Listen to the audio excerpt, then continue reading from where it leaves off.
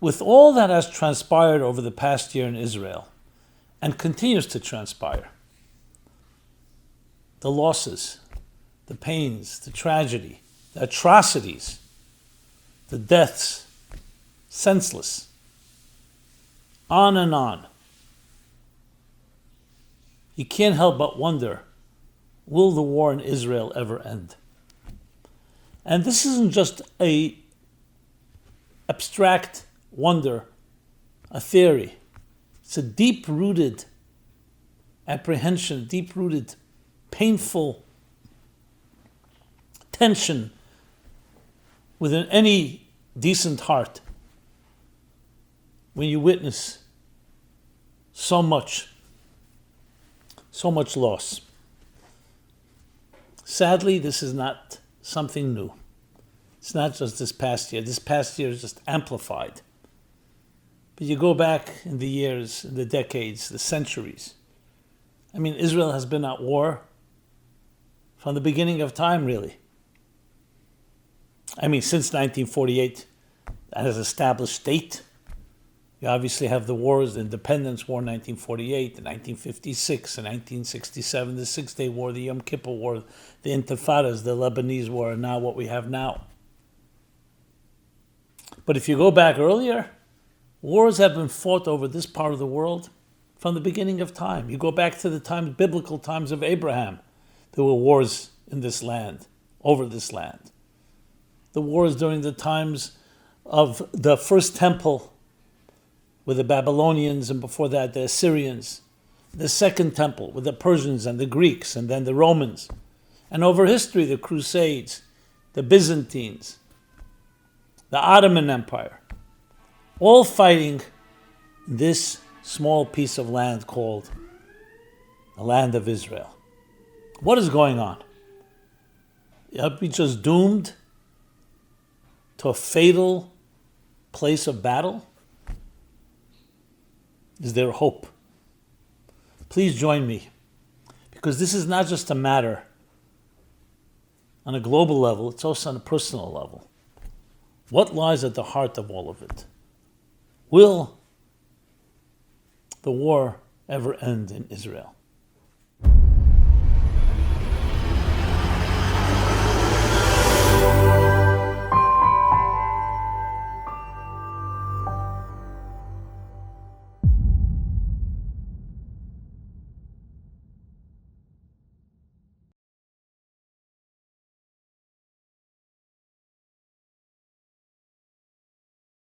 Hi, this is Simon Jacobson, and we'll be speaking about Will the War in Israel Ever End?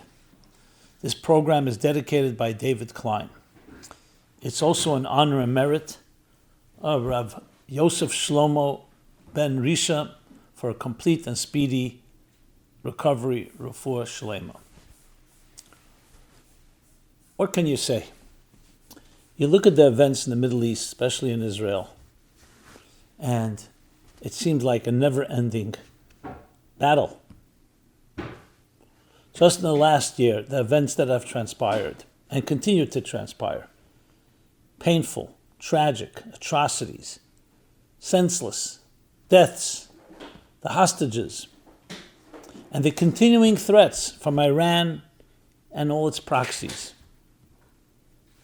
You can't help but wonder, will the war in Israel ever end? And especially when you consider that this is not the beginning. It's been going on for years, for decades, for centuries, for millennia. You go back in the last few decades, from 1948, you have the Independence War, then you have the War of Attrition in the 50s, and the Six-Day War in 1967, the Yom Kippur War in 1973, then the Lebanese War, the Intifadas, and now this. And when you look at it, it doesn't seem like there's any end to it. I mean, there were wars in history that lasted for years, but this is literally for millennia. Let's go back before 1948. From the beginning of time, biblical times, you find literally Abraham, talking about close to 4,000 years ago, fighting the wars in this part of the world. And you move along in the biblical story as the Jews leave Egypt and then return to the Promised Land. Furthermore, more wars.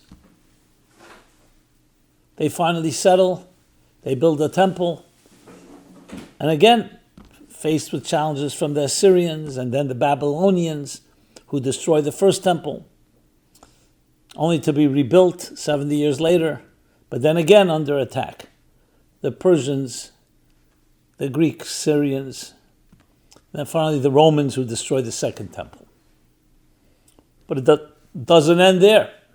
The battles continue. You have the Romans, of course, and then the Byzantines, and the Ottomans, and you throw in the Crusades in the middle. And then when Islam is born in the 7th century, the wars of the Islamites, the different empires. I mentioned the Ottomans ultimately.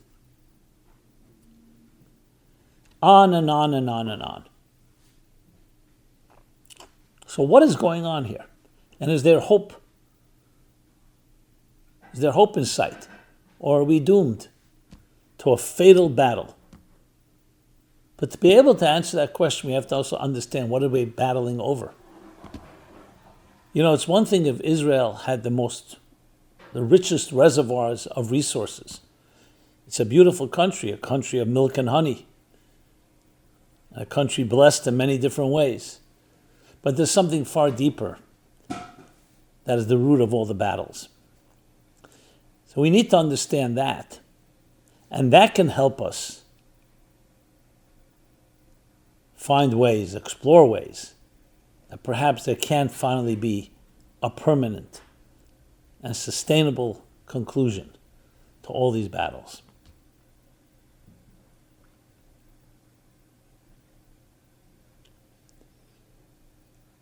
So there's, like everything, there are things you deal with through the symptoms, band-aids, painkillers, and the ultimate way to solve things is through the root, getting to the root of it.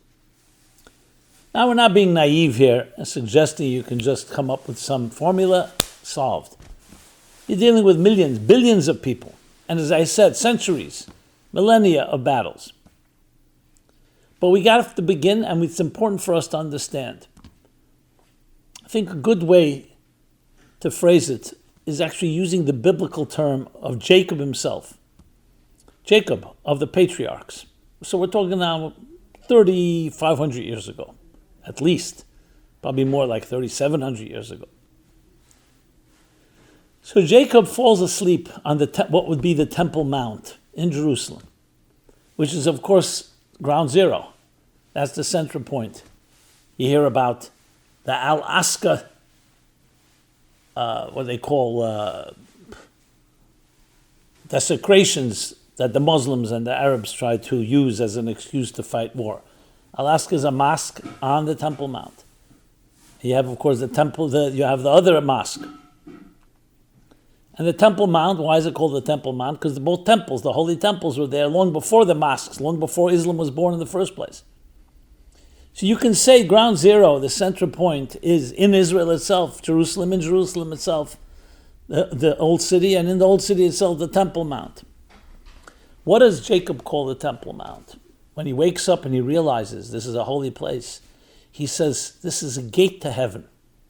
A gate to heaven. The big question, where does heaven meet earth? Right there. And this, my friends, I submit, is the heart and soul and the root of everything.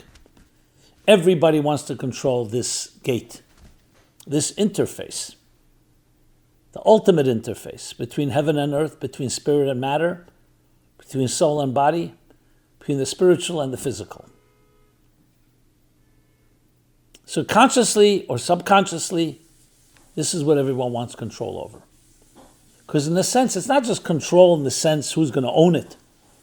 It's the control to the very key to finding true balance in this world. Everyone will claim, especially in the religious context, that we want to fulfill God's purpose in this world.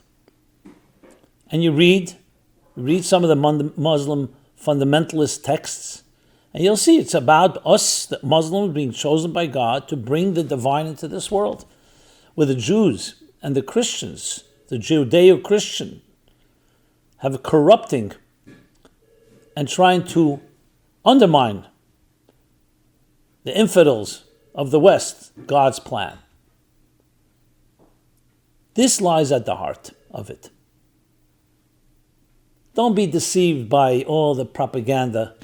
It's about a few olive groves, or because some people were displaced in 1948. Not even getting into that. The Jews were displaced more than anybody, if you want to talk about displacement. But regardless, even if those are grievances that need to be addressed, that's not where it began. And that's why you find battles going back centuries and millennia.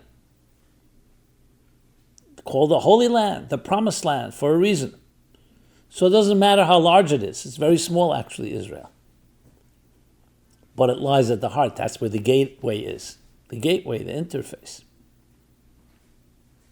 The Western world refuses to acknowledge, for many reasons, that this is a religious war. But it is a religious war. Not that everybody fighting it believes that. Even many Israelis don't. But that's the heart of it. What does the Muslim world have against Israel? Why just let them be? Because there's something about controlling the promised land that states that you are fulfilling God's purpose in this world. Now, of course, there are many things that have happened since, so now it has many derivatives and many other reasons and causes. But that's what the heart of it all is. And that's why the war does not seem to have an end. Because you're not talking about, an end of a war has to require goals. What are the goals? So as obscene and as disturbing and as, I don't even have the right adjective, that of the Nazi plans, it was clear what they wanted. That the Aryans are the superior race, Lebensraum, get rid of all the inferiors, that they control the world. In their demonic view, what they had, but we knew what it was. And it had to be stopped, and it was stopped. Every war has some type of goal. Some wars are actually vengeance, to exact vengeance on your enemy. Some wars are over land, over power, over resources, control. Here, what is the goal? What would be victory? From the river to the sea, eliminate all Jews, all Israel, God forbid?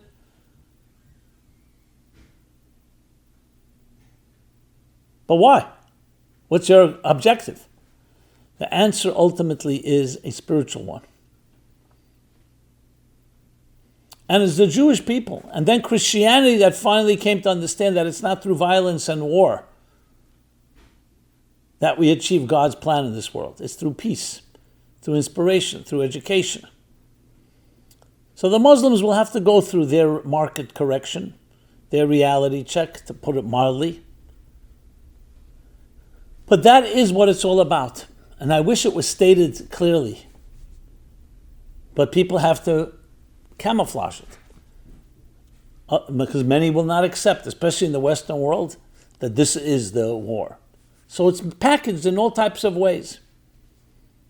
The complete false narrative and propaganda of colonialism and apartheid and genocide. And others will state the inhumanity of stealing the land and property of our grandparents, meaning the grandparents of Muslim Arabs. But it really comes down to a far more spiritual and religious core behind it all. So therefore the solution also has to be one of such.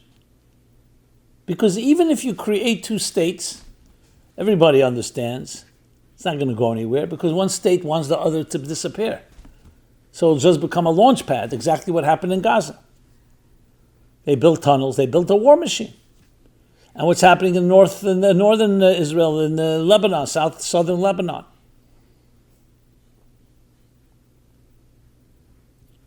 because that doesn't solve the problem. It's not just, people are not fighting for land. They're fighting for the ownership of the gateway to heaven. So really the ultimate solution is showing that there's a gateway to heaven for everybody. For Jews, Christians, and Muslims, for agnostics and atheists, for Buddhists, Hindus. Go through the whole list. For everyone, because everybody was created in the divine image.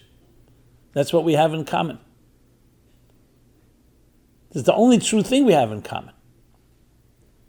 So Israel, even though a promised land for the Jewish people, it's not only for the Jewish peoples, for the purpose of the Jewish peoples, it's for the purpose of the entire world. That's why the Medrash says something very powerful. That if the nations of the world knew the blessings and the gifts that they received from this gateway to heaven, from this interface, from Jerusalem, from the temple, from Israel, instead of attacking Israel, instead of criticizing, they would surround it with legions to protect it, because that's where their blessings are coming from. And as you read in the prophets that all major religions accept, that this house shall be a house of prayer for all nations. And the world will be filled with divine knowledge as the waters cover the sea. And from Zion will come Torah and the word of God from Jerusalem. It's not just Torah and the word of God for certain individuals, for every human being.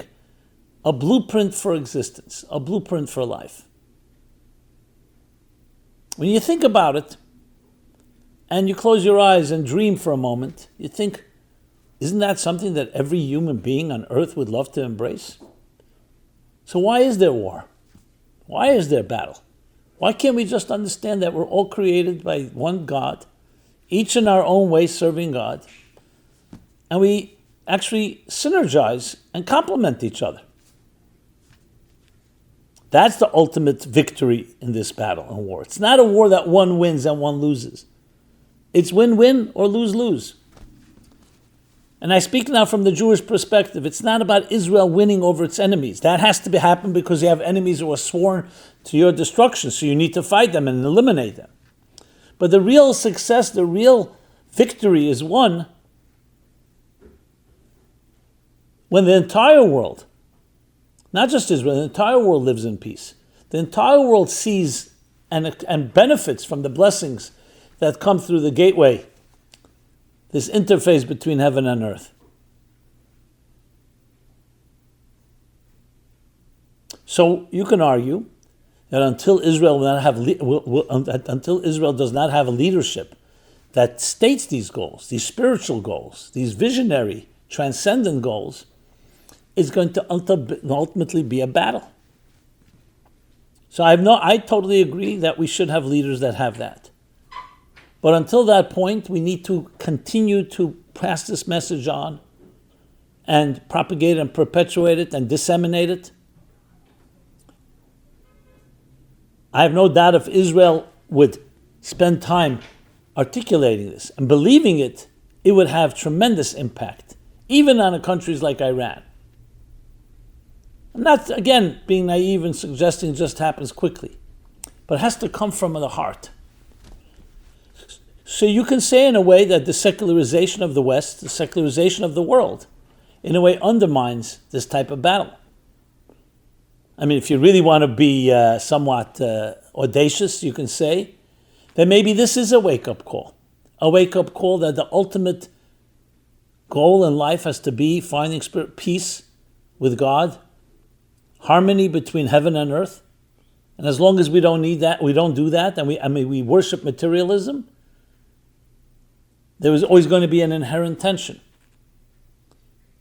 The reason I hesitate saying that, because I don't want in any way give any merit or justification to the atrocities that I don't even call savage, worse than savage, that were done on October 7th and have continued to be done. The holding of hostages, little children, babies, elderly, everything that defies even basic civil behavior, let alone godly behavior. But from the lessons learned is, yes, ultimately the real correction will happen when we transform the very education and schooling of the children that are being taught hate as we speak.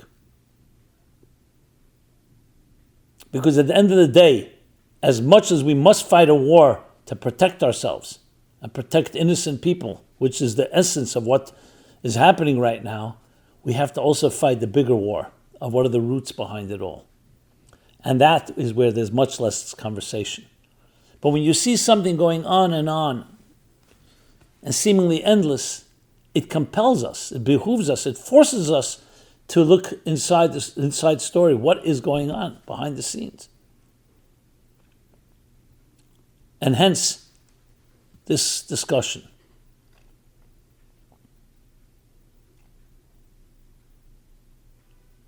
But human nature is we will be lulled back into complacency, especially when things quiet down. Things were quieting down in a way, even though they weren't. Hostages, as we speak, are suffering. Their families are suffering. Thousands of people have been killed. There's a war raging. But, at least on the headlines, it didn't seem to dominate. But then you have Iran. And then you have the Hezbollah, and you have the other attacks. Just to wake us up and not to let us go to sleep. So the short term, we understand what needs to be done. You need to eliminate Nazis. You need to eliminate anyone that calls for your destruction. That's not even a question.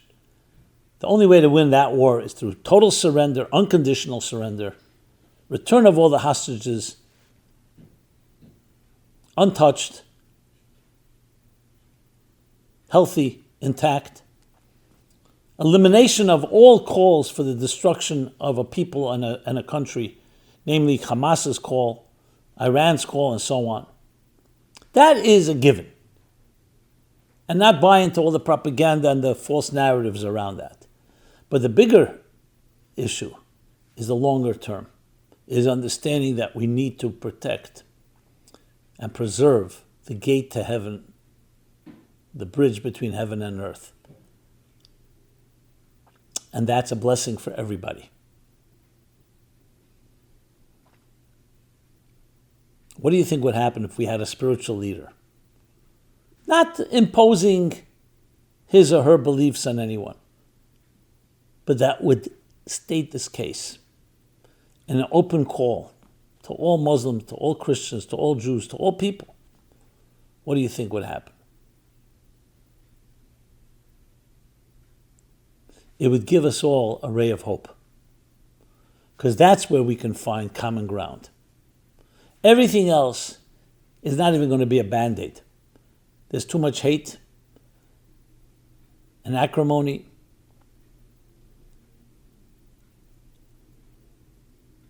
Which unfortunately we must deal with. But at the same time, we cannot ignore that bigger picture. So I don't want anyone to get the wrong impression. This isn't about just escaping into some type of idealistic dream of a utopian future. It's very clear that we have to fight the battles that we have to fight and have the total clarity and moral clarity. But we cannot forget that bigger picture. So I feel, in a sense, compelled to say this. Not because I'm the only one that understands it this way, but I just don't hear it being stated anywhere. Or very, very, very quietly. Definitely not dominating headlines. This should be the biggest headline. You want an end to this war? Let us find that spiritual common ground. Let us come to appreciate the blessing of Israel, the blessing of the Holy Land, the blessing of the Temple Mount, the bridge between heaven and earth for all of us, for all men, women, and children on this earth. With practical ways to implement that. What we teach our children on a daily basis, through study, through prayer, through good deeds, through kindness, through love, through unity. There's so much to fight for. But we have to give ourselves and others hope of a positive. Right now, it's all about, on all sides, it's all about removing toxins. Everyone feels the other the enemy. Removing the enemy, and everyone feels the other is the enemy. What do we have in common? There's no conversation there at all. So it becomes all completely distracted by negotiations, quote unquote. They're going where? To do what? To achieve what? To buy time? To put out one fire when there's so many others burning? The hatred itself is burning. It's time to finally say, one second, there's a bigger picture here.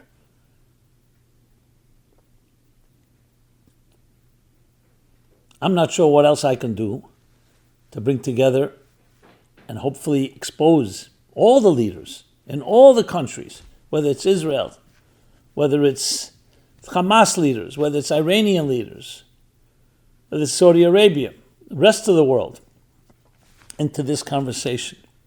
Is it possible? I believe it is.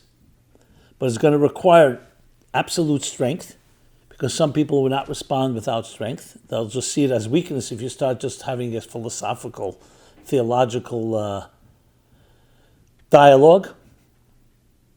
But also introducing these principles, these ideas, and these guidelines. So it's a tall order, but you know what? History deserves it. We deserve it. All people, all good people deserve it. May we merit to see in our time, not just the conversation unfolding, but really developing into a new world order with a new spiritual revolution that will affect and transform us all.